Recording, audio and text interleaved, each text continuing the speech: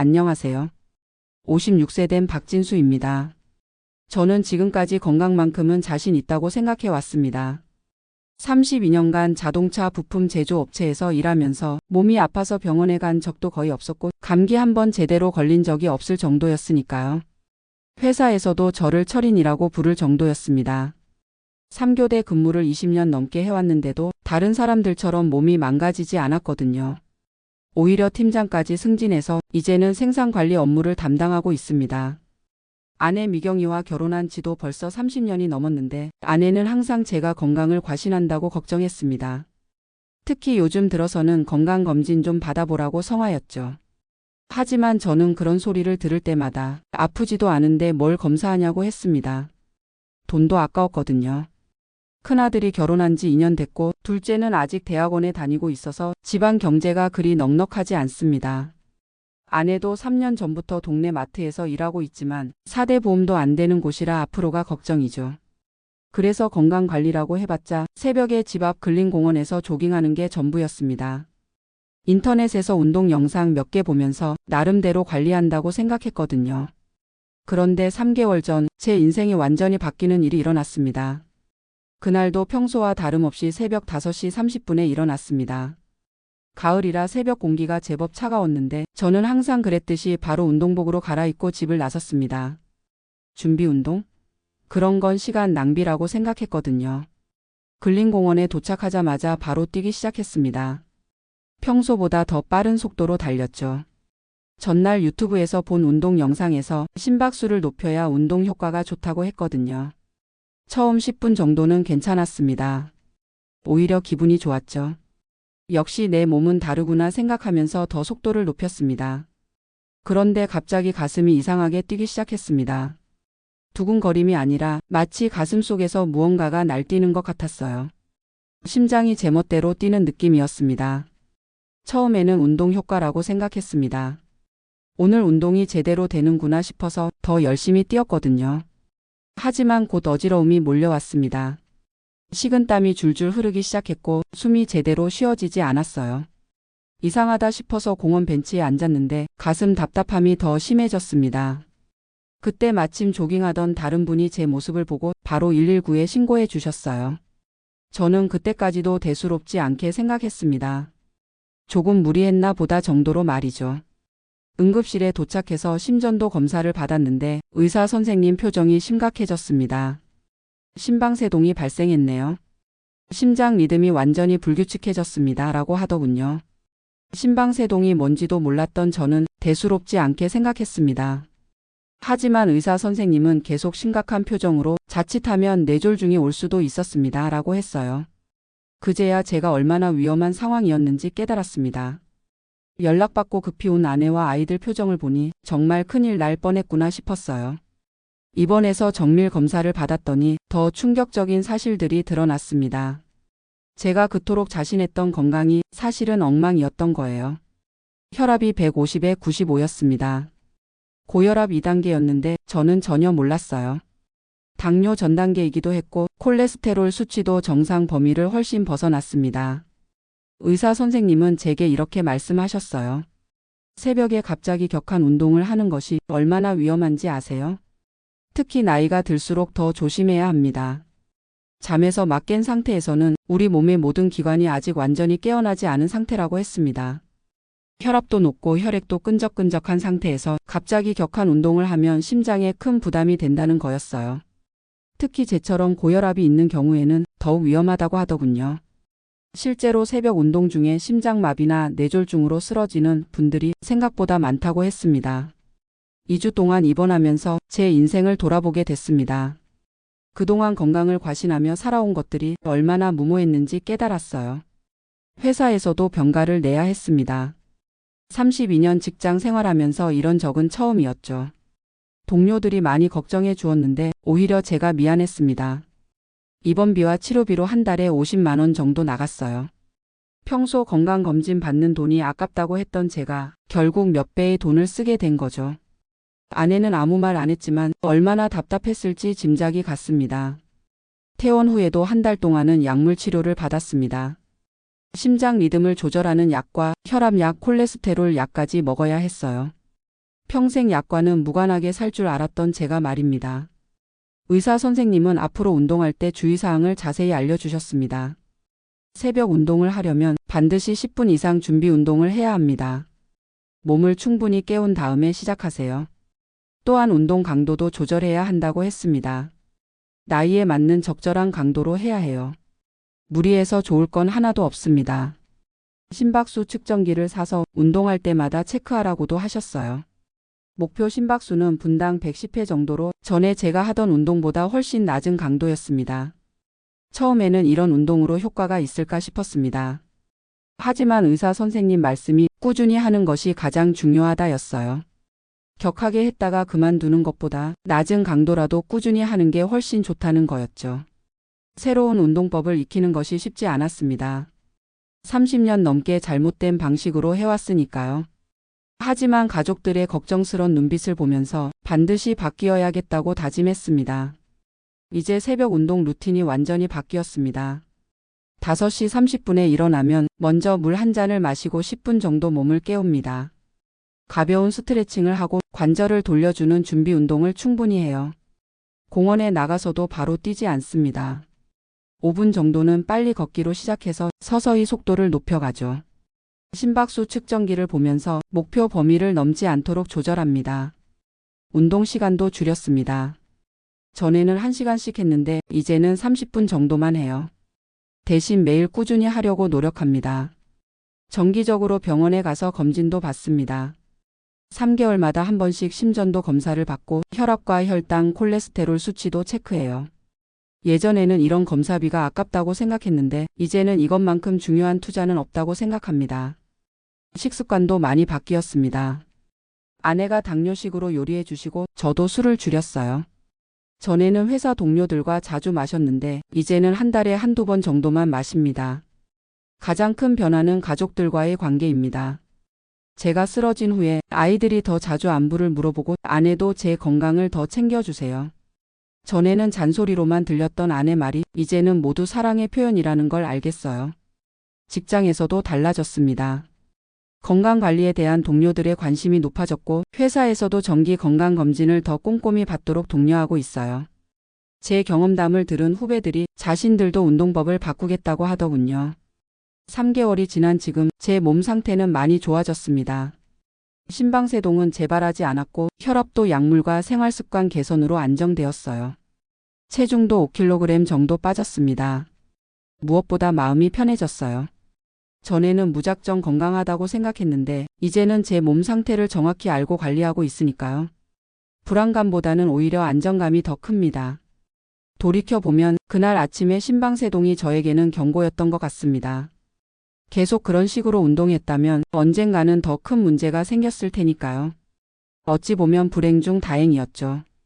이제 저는 주변 분들에게 항상 이야기합니다. 나이 들어서 하는 새벽 운동에는 반드시 주의사항이 있다고요. 첫째, 절대로 잠에서 깨자마자 바로 격한 운동을 하면 안 됩니다.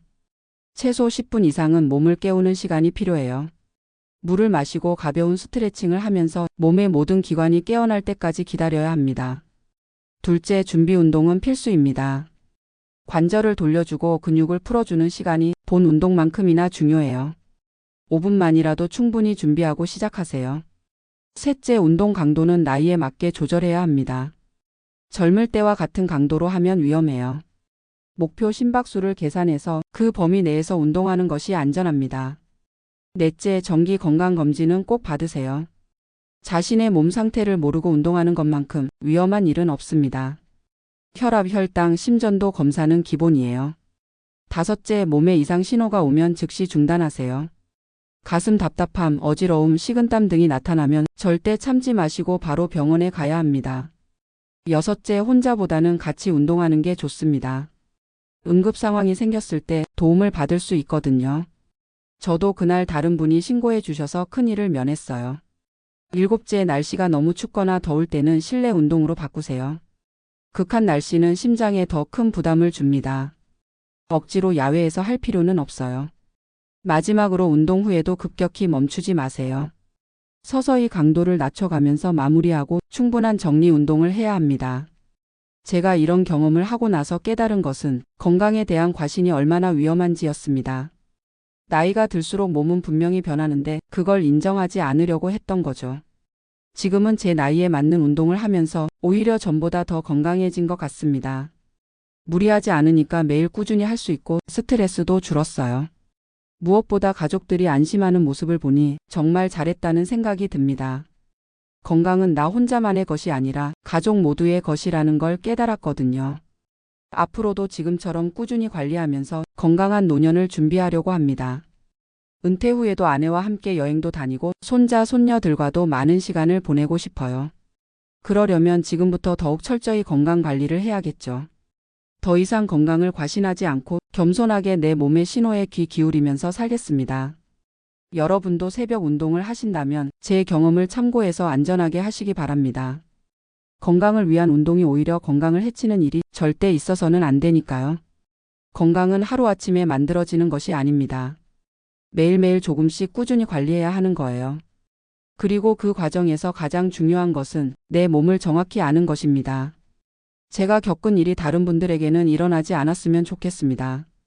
하지만 만약 비슷한 상황이 온다면 제때 대처할 수 있기를 바라는 마음에서 이 이야기를 나눕니다. 요즘 제 주변에는 저와 비슷한 나이대 분들이 많은데 다들 건강관리에 대한 관심이 높아졌어요. 특히 새벽 운동하시는 분들이 제 이야기를 듣고 운동법을 바꾸시는 경우가 많더라고요.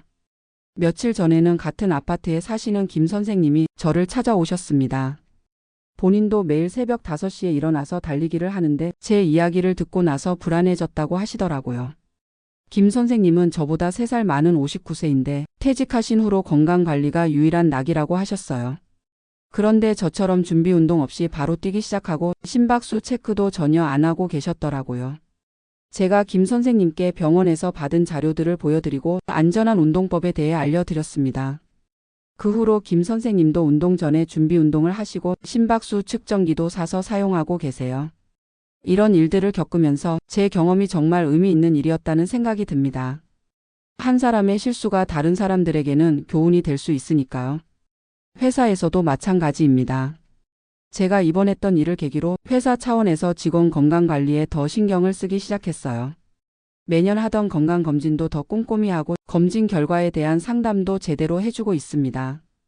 특히 50대 이상 직원들에게는 심혈관 질환 예방 교육도 실시하고 있어요.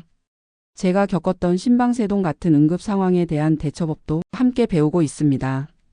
후배들도 많이 달라졌습니다. 전에는 술자리에서 건강 이야기 나오면 아직 젊으니까 괜찮다고 하던 애들이 이제는 진지하게 건강관리 방법을 물어봐요.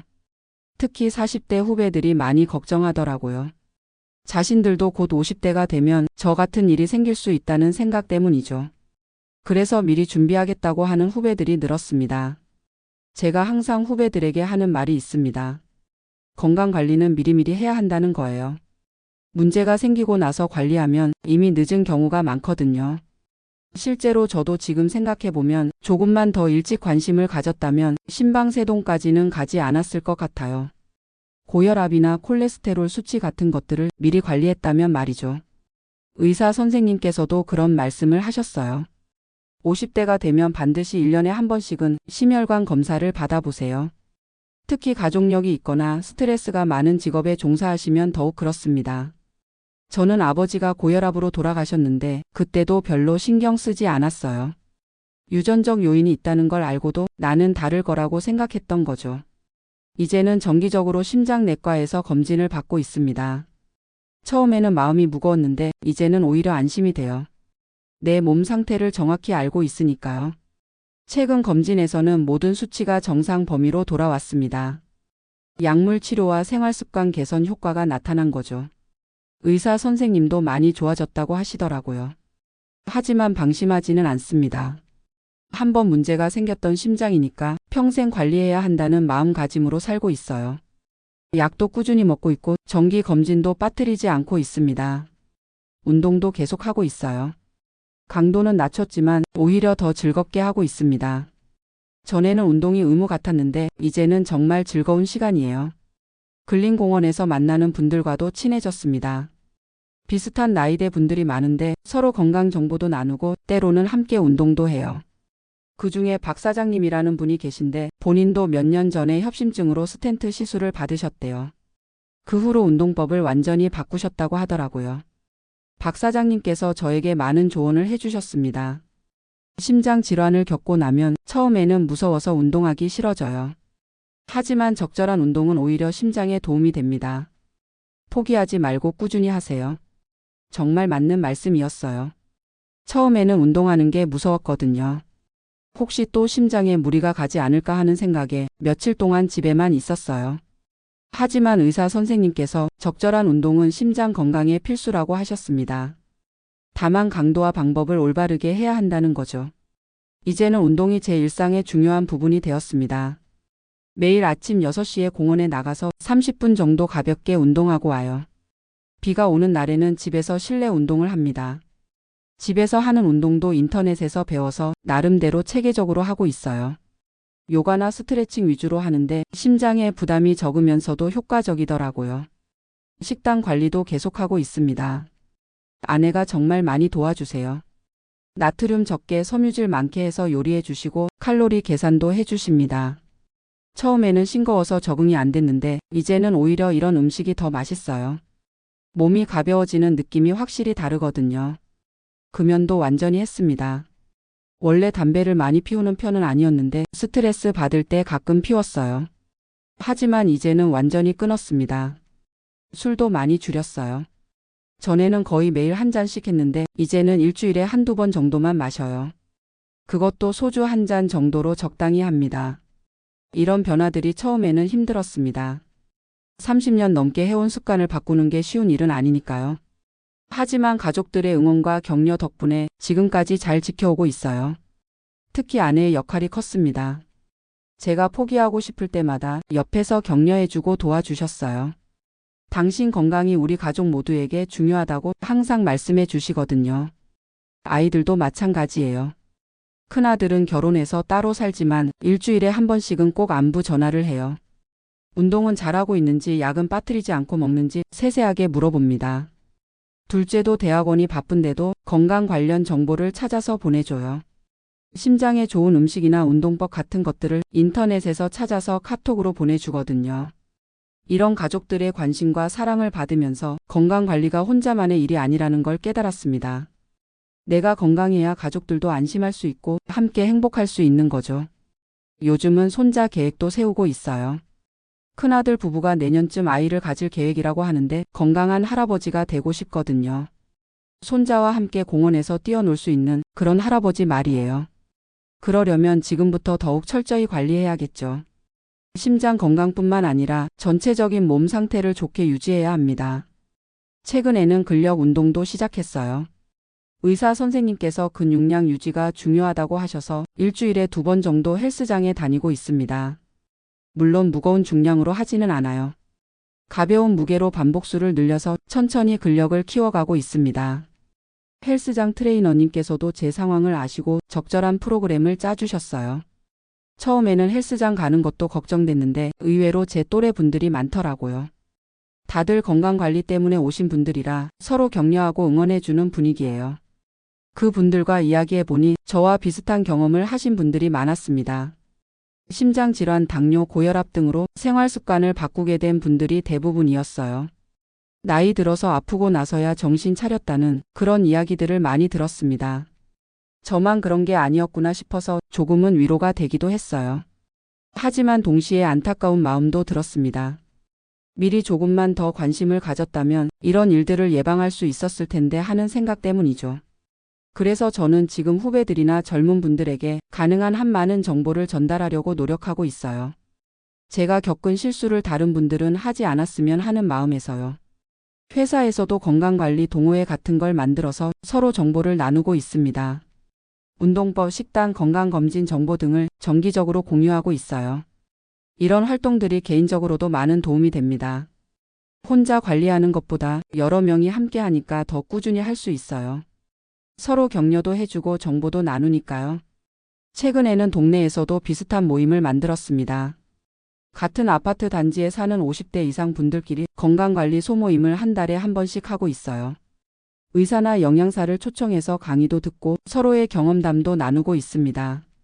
생각보다 반응이 좋아서 참가하시는 분들이 계속 늘고 있어요. 이런 활동들을 하면서 느끼는 것은 건강관리에 대한 관심이 정말 높다는 거예요. 다들 건강하게 오래 살고 싶어 하시거든요. 특히 자녀들에게 부담 주지 않고 독립적으로 살고 싶어 하시는 분들이 많아요. 저도 그런 마음입니다. 아이들에게 짐이 되지 않는 건강한 노인이 되고 싶어요. 그러려면 지금부터 더욱 철저히 준비해야겠죠. 은퇴까지는 아직 4년 정도 남았는데 그때까지 건강을 잘 유지해서 은퇴 후에도 활기찬 생활을 하고 싶습니다. 아내와 함께 여행도 다니고 평소 하고 싶었던 일들도 해보고 싶어요. 그런 꿈을 이루려면 지금의 건강 관리가 정말 중요합니다. 매일매일이 미래를 위한 투자라고 생각하고 최선을 다해 관리하고 있어요. 가끔 힘들 때도 있습니다. 운동하기 싫을 때도 있고 음식 조절이 어려울 때도 있어요. 하지만 그때마다 그날 아침 응급실에서 느꼈던 두려움을 떠올립니다. 다시는 그런 일이 생기지 않도록 지금처럼 꾸준히 관리해 나가겠습니다.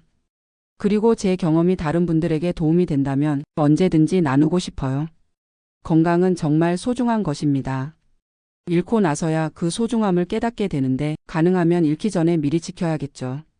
특히 나이가 들수록 더욱 조심해야 합니다. 여러분도 새벽 운동을 하신다면 반드시 안전하게 하시기 바랍니다.